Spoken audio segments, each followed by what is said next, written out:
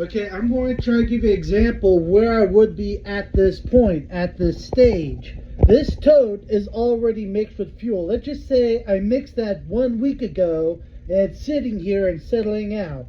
This batch was already done and I just pumped it out. Now I'm going to show you how I clean this out with the wet dry vac.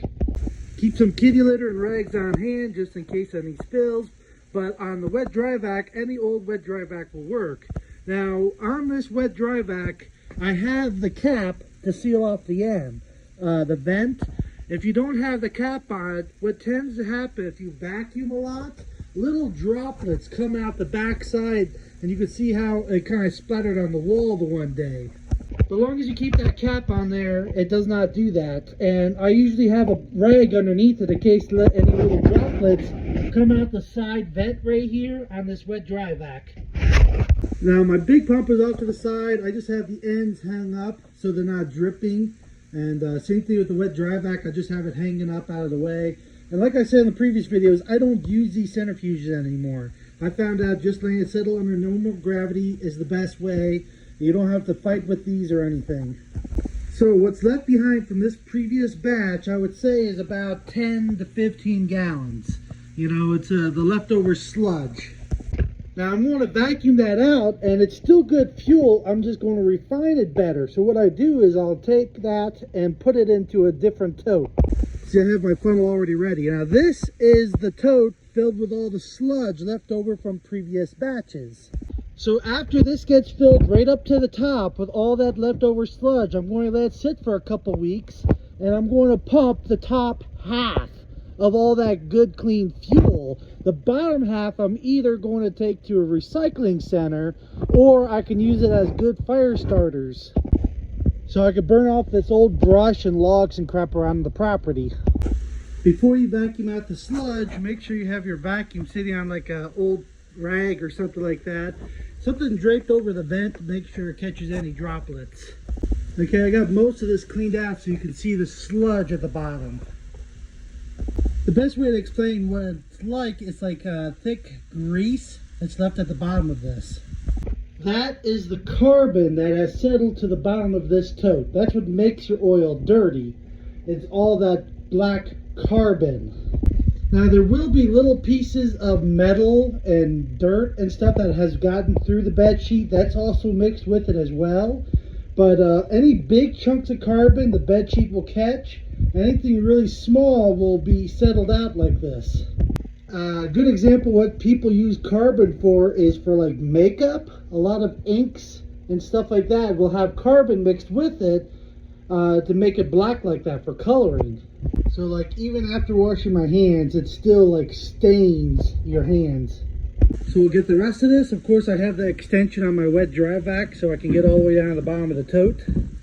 Now I'm all done vacuuming it out, so as you can see, it's all done. Now you don't have to get it all.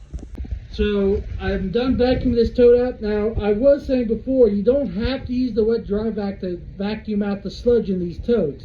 If you had a tank that had a V bottom in it, like I was saying before, you can let it settle in that and open the valve on the bottom and drain out that sludge. And then you have an outlet about 6 inches or more off the bottom, and that could be piped out to your storage tanks.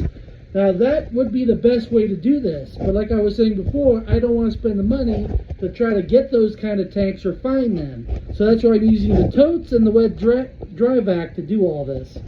I had an idea of putting some boards on the back of these totes to tilt them forward so I could use the valve that's on these totes. That is something I'm going to try later on, so I can try to drain the sludge out without using the wet dry vac. That's something I'm going to experiment with later. So now we're going to take a little break from this for right at the moment and go over to the used motor oil and get that going. Normally I pump the gas into that tote and then pump the oil from that tote into there, but this tote is empty. I got to filter more motor oil. Okay, so this is my raw motor oil I pick up from local garages, and you can see there's a lot of crap in here. You can see it just stuck to the top of this tote. So I have this little pump. It will pump about 5 gallons per hour on 6 volts from the battery charger. So on the pickup hose, which is the black hose right here, I just have a steel pipe on the end of it to weigh it down. So what I do is I put it down in the oil all the way to the bottom. And you'll feel it when it hits the bottom. So right there, hit the bottom. I can feel all the crap at the bottom. And I'm going to pull this up about 6 inches. And then what I do is I use the battery charger to hold it so it does not go down to the bottom of this tote. But here's a very important thing you want to do so you don't spill any oil. That's a 330 gallon tote, and you can see it has about 30 gallons in there. So I have room for 250 gallons for that tote, and before we'll get close to overfilling. Keeping that pickup about 10 inches off the bottom, I'm only going to get about 220 gallons. I want to make sure all this oil will fit into that tote. Even if you have to put the pickup halfway down or only a quarter way down the tote, make sure this will fit into that tote. Another thing to keep in mind, this tote was sitting outside for about 3 to 4 weeks. Then I brought it inside, being very careful not to disturb it, and it sat in here for a week before starting to pump out. So all the water and dirt and metal and sludge and crap, almost all of that will be at the bottom of that tote settled out. Okay, now the line coming out off of that pump is going to go up to this barrel. If you have a junction, make sure there's hose clamps so it doesn't come apart. Also, vice grip the end of this to the top of the barrel so it does not come out of the barrel. Now to talk about the barrel, how to set it up. This is a standard open lid barrel, but what I did was cut a hole in the bottom of it with a torch, and I tapered it so they come out nice and smooth. So I laid the bed sheet in, and I put a ratchet strap on here nice and tight, and make sure it's up so it's up against this lip like it is on the back side, so this bed sheet doesn't slide down in. Another important thing is to keep this bed sheet off the bottom of the barrel. It's suspended in the barrel. It's about, I would say, 3/4 of the way down. Between half to 3/4, just nice and draped inside. And the ratchet strap keeps it from falling down in. If this bed sheet is not suspended, it's going to go up against the sides or against the bottom. It's not going to filter down through this bed sheet good. Now, if it's a brand new bed sheet, you might have to readjust the strap a few times until it's done like stretching or settling. Make sure it doesn't droop down to the bottom. Like I said before, I've been using the same bed sheet for about 5-6 years. I'll show you later how I clean that out. So I have the line coming up into the vice grips. The vice grip is just clamped onto the barrel. It's not pinching the line. It just holds the line in place so it does not slide off.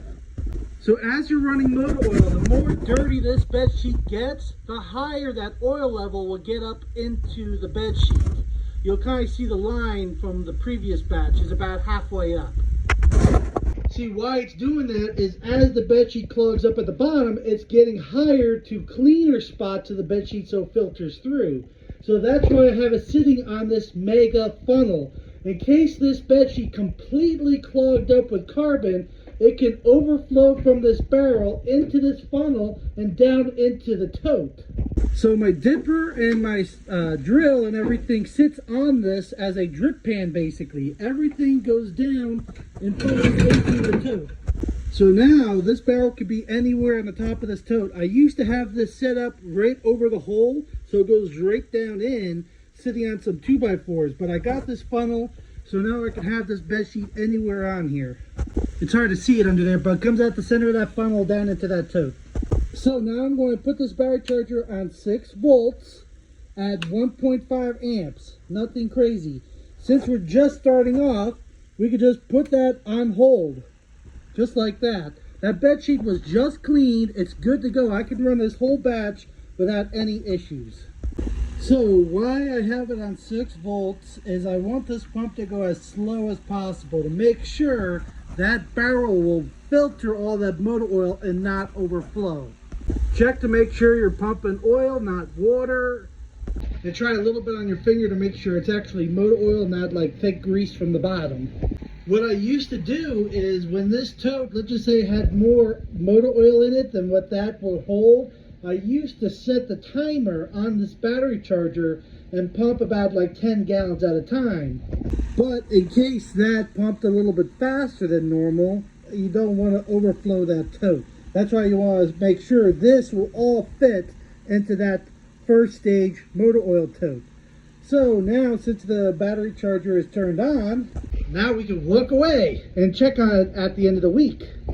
Usually throughout the week, I'll just check it quick in the morning before I go to work and at the afternoon after work and stuff, and I'll just keep checking in on it to make sure it's all going good. It's more to check to make sure it's not overflowing from the bed sheet, so I don't have to run that motor oil through the bed sheet again. So once this tote is filled with motor oil, I tend to let it sit for about a week. And then when that's done settling out, then I'll mix it in the mixing tote with gasoline and oil. Now, you don't have to let this first stage and second stage motor oil settle for a long period of time. It's mainly after you mix with gasoline and oil, you want to have it sit for at least 2 weeks. For home heating oil for the furnace, you got to let that sit for like 4 weeks each batch to make sure that all settles out good so you're not clogging up nozzles. Settling is the most important thing of this whole process. Now, it might sound like a lot of time to make each batch, but I'm not here watching it. So basically, it's from start to finish, it would take about 4 to 6 weeks to make one full batch. But for me, one batch will last me 6 months. If you have to make more gallons to keep up with machines, your tractor trailers and stuff, you would just have to do more batches or bigger batches. Now, normally I already have this already done before vacuuming out this tote and mixing a batch. I'm just a little bit behind. I kind of was jumping a little bit ahead of myself and just trying to show people how to do this. So to give you the best example, let's just say this was already running all week long, running motor oil into that tote.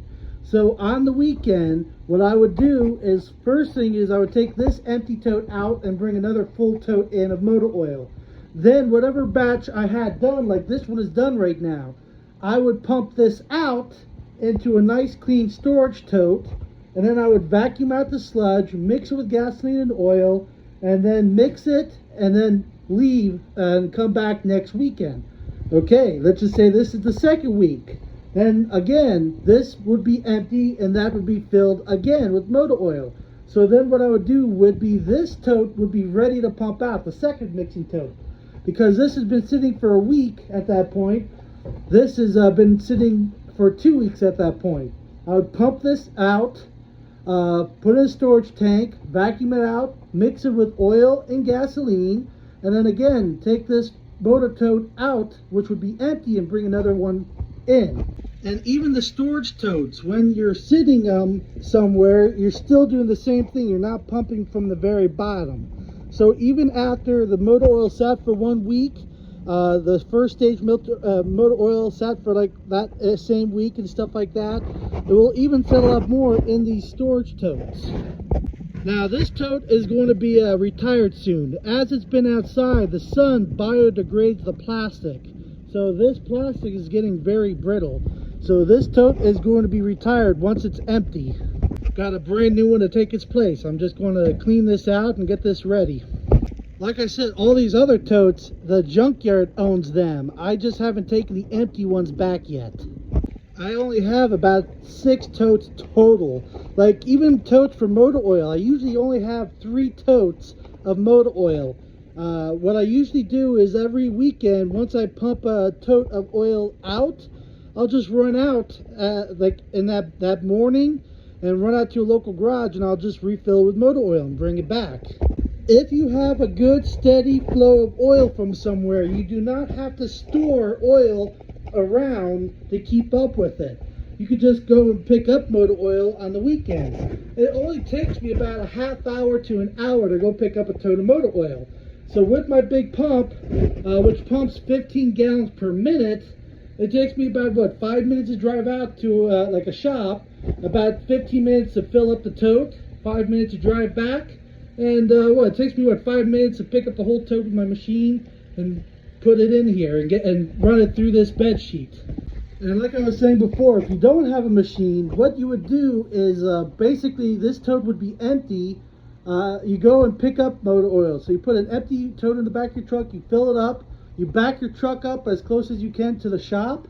You use that 20-foot hose like I was saying before and pump it out of the truck into that empty tote. So you just have to do transferring around if you do not have a machine or a pallet jack. That's what I used to do before I bought machines. So while this is pumping through that bed sheet, now I'm going to explain a little bit about the dipper.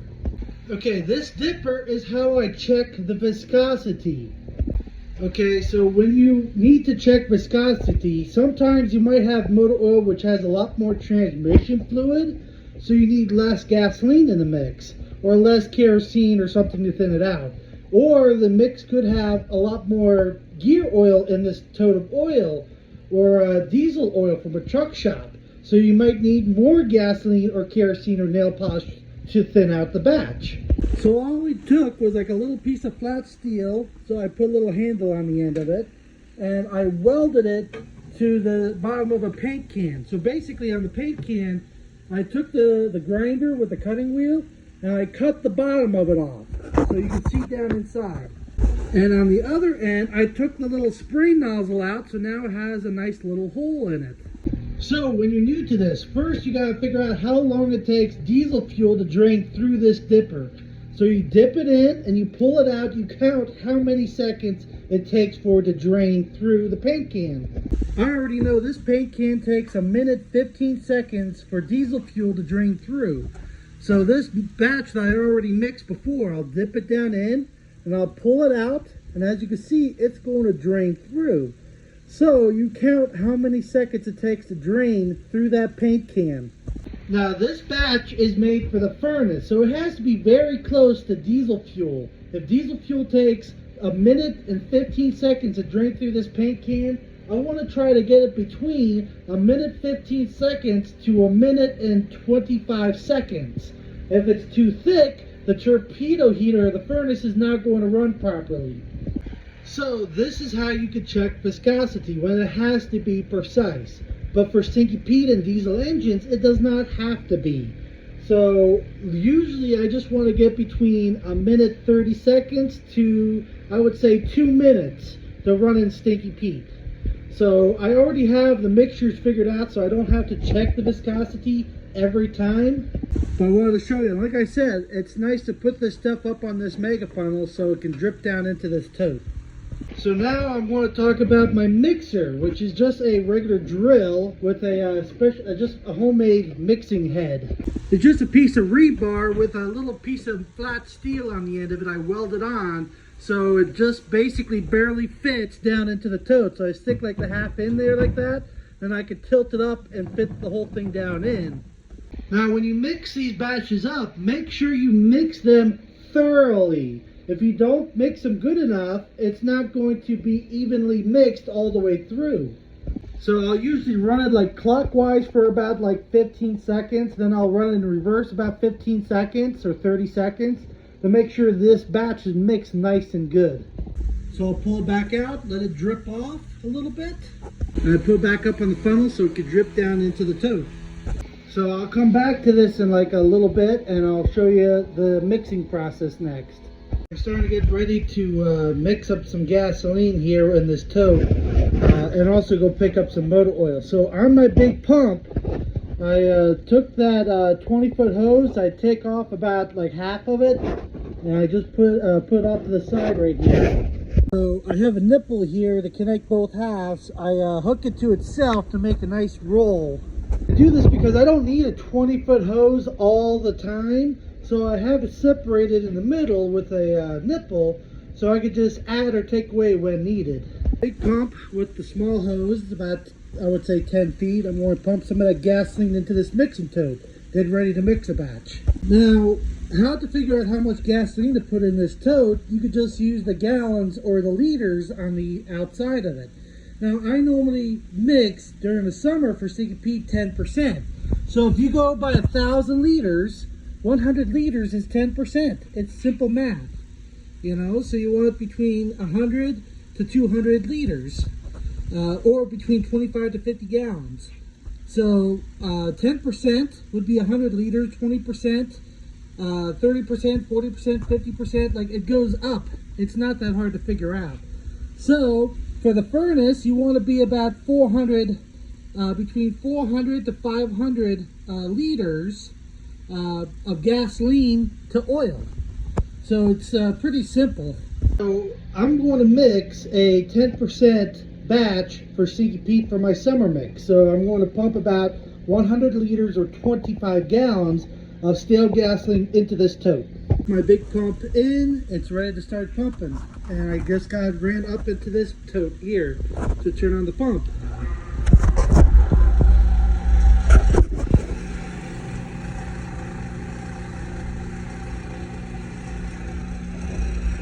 I'm going to pump it up to 25 gallons. Now, other vehicles or other applications will need different mixtures. So, like I explained before in previous videos, how to figure it out. So, most diesel engines cannot handle this thick of a mix. I would say a standard mix for all applications would be about 30% gasoline to 70% motor oil. That's your standard mix. Like I said, for diesel engines, it does not have to be precise. It could be like 40% gas to 60% oil. Some of them can go down to 5% gasoline to 95% oil. Some actually can run straight motor oil. It depends on the fuel system and your injectors and your injector pump. I went a little bit extra on this tote, so I went up to about 35 gallons, like 35, 40. I want to make sure I have enough gas in there because I think this has a lot of diesel truck oil in it. So I want to make sure I have enough gasoline. So now, once that tote is filled with that motor oil, I'm going to fill this up to 250 gallons with motor oil. Then I'm going to check the viscosity. And then I can see if I need to add more gasoline to the mix or add more oil to the mix.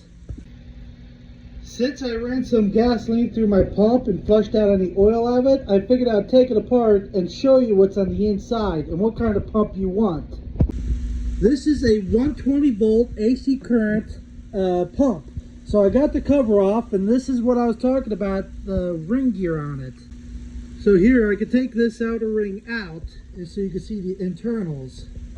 As you can see, as this turns, these pieces will open and close. So basically, this is expanding to pull fuel in, and this is getting smaller to push the fuel out. This is the pump you need. I've been running this pump for over 6 years now.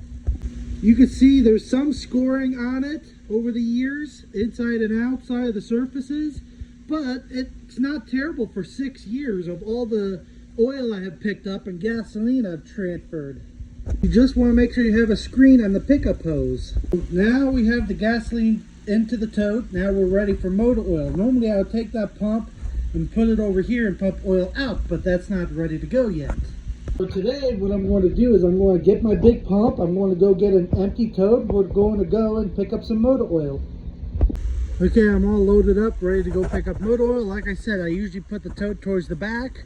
I usually have 1 or 2 totes over the top, and I have one wrapped around like the front here, so in case I have to do emergency stop.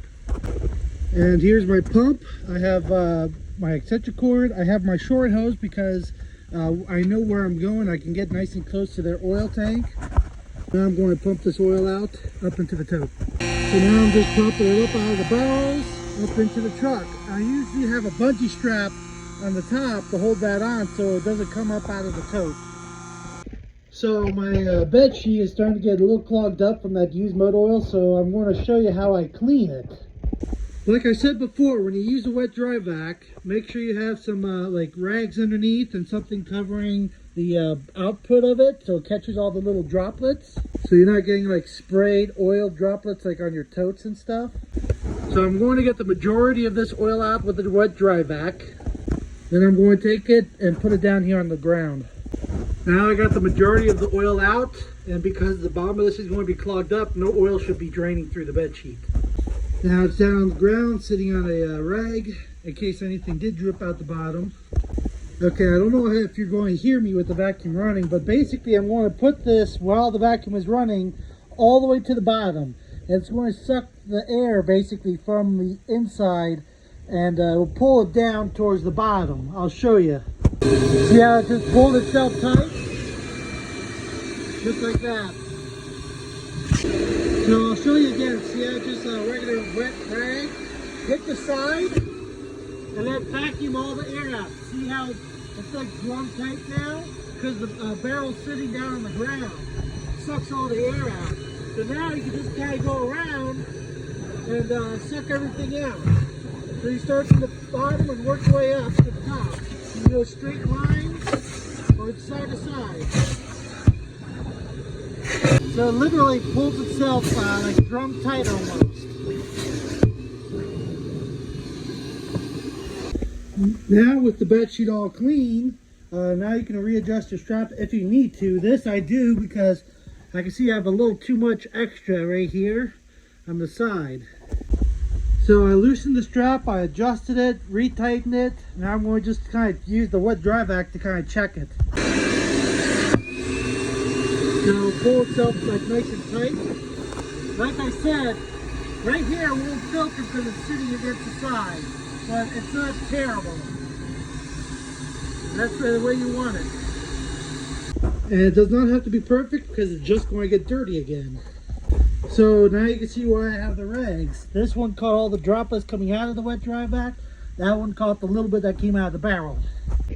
You know, you just, everything you do with motor oil, you just do the best you can to keep everything clean. I can show you here with the wet dry vac line. Got the barrel back up on the mega funnel, get ready to start running some more motor oil. And like I said before, I've been using the same bed sheet for like over 5 years. You don't have to replace it. Okay, now this tote is empty and that tote is full of that filtered motor oil. So I just gotta take all the stuff, put it up here out of the way so I can take this tote out and bring another full one in. So put the lid back on, jack it up, and get it closer to the door. Now I can reach it with the forks. Got a full one set in the shop, set it in place. Got the pump in, ready to go. Okay, now this batch I made 2 weeks ago is now done, so now I'm going to empty this out. This batch is what I mixed for home heating oil. So this was 40% gasoline to 60% motor oil. I'm going to pump it out of there into this nice clean storage tote. This is going to be heating oil to heat the house during the winter. So you got to make sure, because this is going to be sitting all year, you want to make sure you have an airtight lid. This is a vented lid. I got to switch it out to one that's not vented, like this one. Because as it sits all year long, if it's vented, the gasoline will slowly evaporate and I would have to add more gasoline to it later. If I keep it airtight, it will not go bad, it will not evaporate, it will not mess up the mixture or anything like that. Like I said before, use a bungee strap so this doesn't come out. Now I'm going to put this almost all the way to the bottom. I'm going to keep it about 3 inches off the bottom. Look at that. So because this tote is going to be outside, I'm going to cover this up so the sun does not biodegrade the plastic. Like I was pointing out before, that other tote has been sitting outside uncovered and the sun just biodegrades the plastic and starts getting brittle. And so you do not want that to crack or anything like that. So this is going to be my new storage tote once that's empty. These totes have been lasting for several years because they're inside the shed and the sun is not beating on them. So over time they get a little bit of a yellowish color. So they go from like white to this yellow color when they start to biodegrade. But these totes are like 10 years old, these two mixing totes. Like I said, if you just keep them inside or keep them covered so the sun doesn't beat on them, you're good to go. Okay, I got that all pumped out, and so that normally fills it up to right about here. So I want to usually get these up close to the top. So what I'll do is take my pickup hose, stick it down into the tote of my filtered motor oil here, and I just added about like 10 gallons just to kind of bring it up to the top. I just hit it with the drill a little bit to mix it up. Okay, now that other tote we already vacuumed out, cleaned, and put about 30 gallons of gasoline in. Now we're going to fill that up with that filtered motor oil into that tote.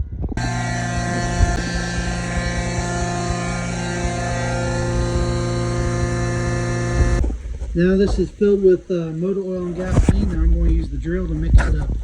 Now that's all mixed. Now I'm going to vacuum clean this out, get it ready to mix another batch. I know it might seem like a lot of work per batch, but if you think about it, you're saving at least $1,000 on each batch. So that 4 or 5 hours you spend your personal time every week, you're saving like what, $250 per hour basically. Now that batch is all done, and if I wanted to, I could check the viscosity with the dipper I was talking about earlier. And you can add more gasoline or oil to the mix. That's why I was saying I normally fill it up to 250 gallons of motor oil and check the viscosity, and then I can add more gasoline or oil to the mix. But I already know what mixture I want, so that's why I filled this right up to the top with oil, and I don't have to check. Now, if you're using different fluids like gear oil, power steering fluid, or brake fluid, and stuff like that, the dipper is very important to check viscosity. But like I said before, it does not have to be that critical if you're running into a motor. It's only critical for the furnace because they are a low pressure system. So that's pretty much the whole process from start to finish. So usually every Saturday morning I'll go out when I need gasoline. I'll go out, get a tote of gasoline. I'll go out and get 1 or 2 totes of motor oil, bring it home.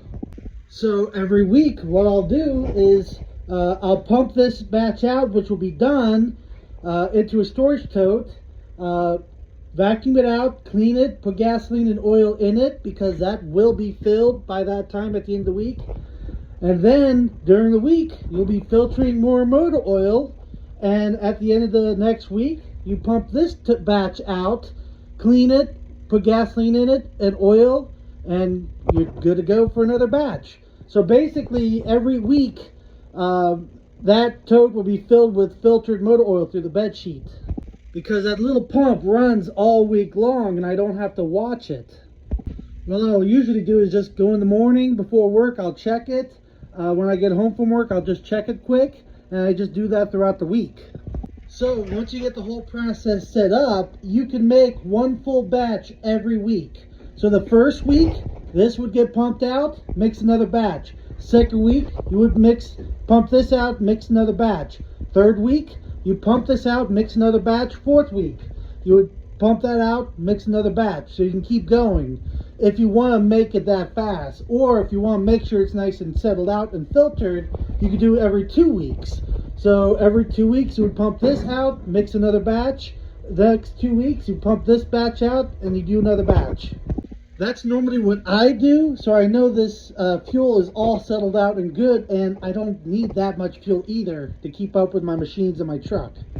So, well, thank you very much for watching the whole new series on homemade diesel fuel. Hopefully you learned a lot and you can start making your own.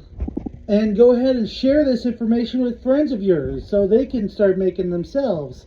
I know it might seem like a whole big process, but you know, 1 batch of fuel for only about 4 or 5